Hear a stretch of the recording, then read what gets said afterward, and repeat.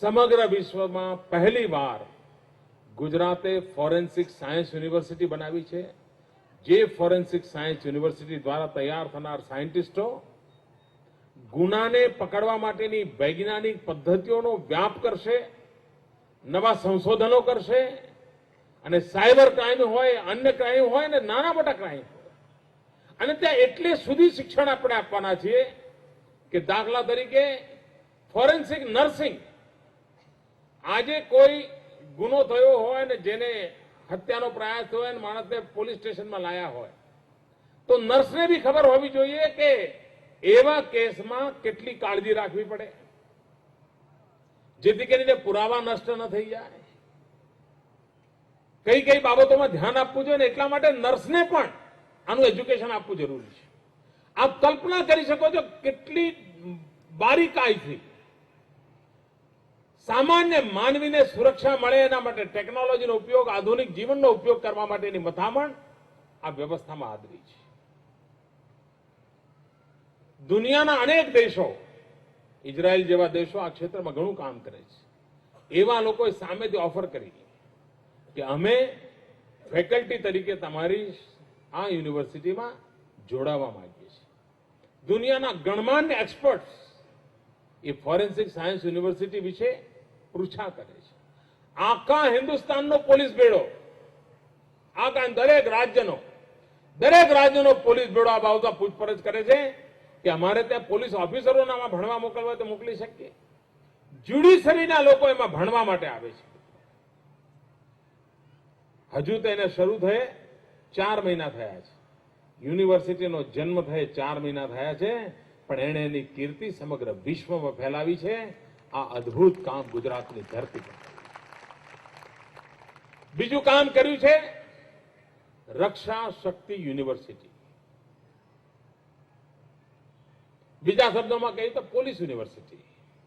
અત્યારે શું છે, સરકારની જાહેરાત આવે કે પોલીસમાં ભરતી કરવાની છે એટલે જે લોકો નોકરી શોધતા હોય, સવારે ડ્રાઈવર માટે અરજી કરી હોય, બપોરે પટાવાળા માટે અરજી કરી હોય, સાંજે ક્યાંક કારકુન માટે અરજી કરી હોય અને ખબર પડે તો સાંજે પોલીસ માટે અરજી કરે. એ નોકરી શોધે છે, જ્યાં જગ્યા મળે એને પગ મૂકવો છે.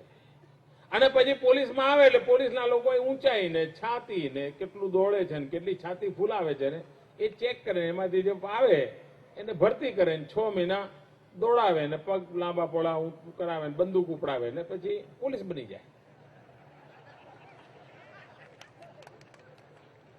આ પદ્ધતિ છે, હવે સદીઓથી ચાલની આવનારી પદ્ધતિ છે. બદલાતા યુગ પ્રમાણેમાં પરિવર્તન લાવવું જોઈએ કે નહીં. અને તેથી આપણે નક્કી કર્યું કે 12મા ધોરણનો વિદ્યાર્થી એના મનમાં હોય કે હવે મારે BA, BCom, BSc આ બધું કરીને જિંદગી બગાડવી નથી, મારે આ દેશની સેવા કરવી છે, મારે યુનિફોર્મ પહેરવો છે, ચાહે મારે આર્મીમાં જવાનું હશે, મારે નેવીમાં જવાનું હશે, મારે એરફોર્સમાં જવાનું હશે, મારે SRP, CRP પોલીસમાં જવાનું હશે, મારે પ્રાઇવેટ ડિટેક્ટિવ એજન્સી ચલાવવાની હશે, મારે ઇન્ટેલિજન્સ ગ્રુપમાં જવાનું હશે, મારે રોમાં કામ કરવું હશે, મારે CBIમાં કામ કરવું હશે. જેનામાં સપના હોય છે, અનેક યુવાનો છે જેના મનમાં સપના હોય છે કે મારે આ બનવું છે, એવા યુવકો માટે 12મા ધોરણ પછી એનું ગ્રેજ્યુએશન જ આ ડિપાર્ટમેન્ટમાં થાય.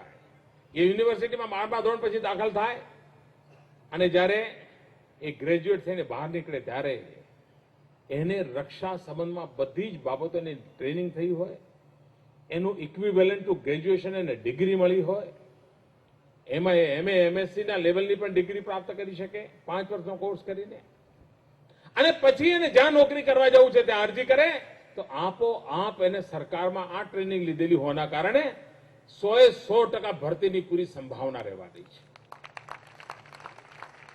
ભૂતકાળમાં 6 મહિનાની ટ્રેનિંગ લઈને એ ખાખી કપડાં પહેરી લેતો હતો, હવે 3 વર્ષનો ગ્રેજ્યુએશનનો કોર્સ કર્યા પછી ખાખી કપડાં પહેરશે, ત્યાર પછી યુનિફોર્મ પહેરશે.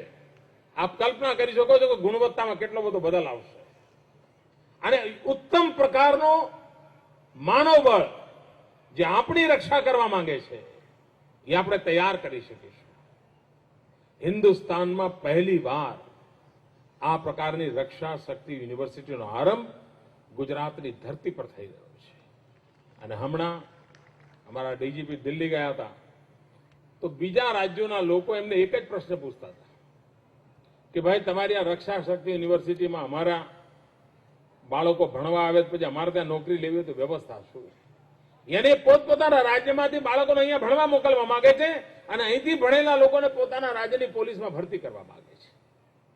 અત્યારથી એ લાંબા ગાળાના કરાર કરવા માંગે છે.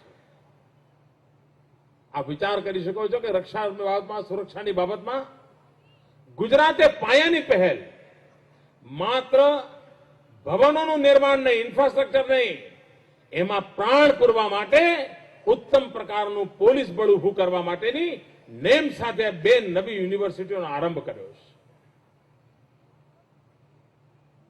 આ કામ જો ભૂતકાળમાં થયા હોત તો આજે ઉત્તમ પ્રકારનું માનવબળ આપણી પાસે હોત અને આતંકવાદી જેવી પ્રવૃત્તિઓને નાથવા માટે ડાબા હાથનો ખેલ બની ગયો હોત. મિત્રો,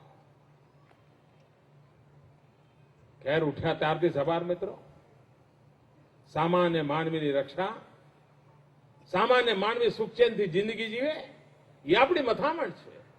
મિત્રો, આપણને બધાને ખબર છે આપણું ગુજરાતનું જીવન કેવું હતું. એક સમય એવો હતો કે આપણા રાજ્યમાં બાળક જન્મ્યા પછી બોલવાની શરૂઆત કરે તો માં, બા, બાપા આવું બોલે પહેલા એક કર્ફ્યુ શબ્દ બોલતો હતો.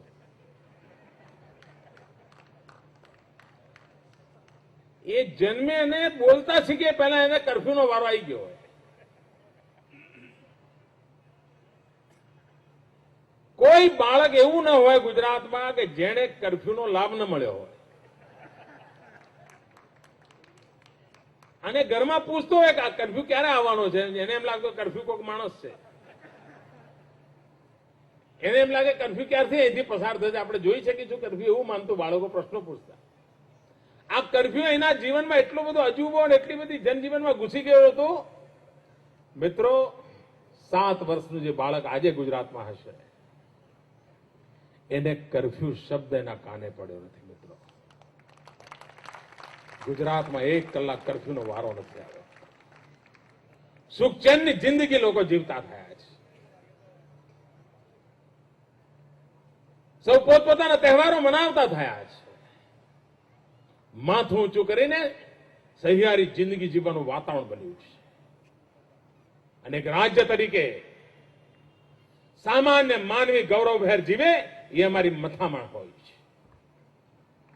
વાંક દેખા લેખો ગુજરાતને ગમે તેટલું બદનામ કરે. મિત્રો, હું અપપ્રચારથી ચલિત થનારો માણસ નથી. મિત્રો, હું અપપ્રચારની આંધીઓ સામે ટકરાવવાનું સાહસ ધરાવનારો માનવી છું. અને જે સત્યના માર્ગે ચાલે છે મિત્રો, એ સત્યની આડે અવરોધો આવતા હશે તો પણ અંતિમ વિજય સત્યનો થતો હોય છે એવા નિર્ધાર સાથે ગુજરાત આગળ વધી રહ્યું છે. સામાન્ય માનવીનું જીવન, સામાન્ય માનવીની સુરક્ષા, સામાન્ય માનવીનું સુખ, એના માટે સમર્પિત આ સરકાર વિકાસની અનેકવિધ યોજનાઓ લઈને આગળ વધી રહ્યું છે. આ અવસરે આટલી મોટી સંખ્યામાં આપ આવ્યા, હું આપનો આભાર માનું છું. અને ફરી એકવાર વિનંતી કરું છું કે અહીંથી જે લોકો બ્રિજ જોવા જાય બધા ડાબી બાજુ ચાલે અને ફરીને પાછા જમણી બાજુ પાછા આવે તો બ્રિજ પરના જે પરમ પૂજ્ય ગુરુજીના જીવનને રજૂ કરવા માટેનું જે એક નમ્ર પ્રયાસ કલાકારે કર્યો છે એને જરૂર આપણે નવાજીએ. ખૂબ ખૂબ ધન્યવાદ. જય જય ગરવી ગુજરાત.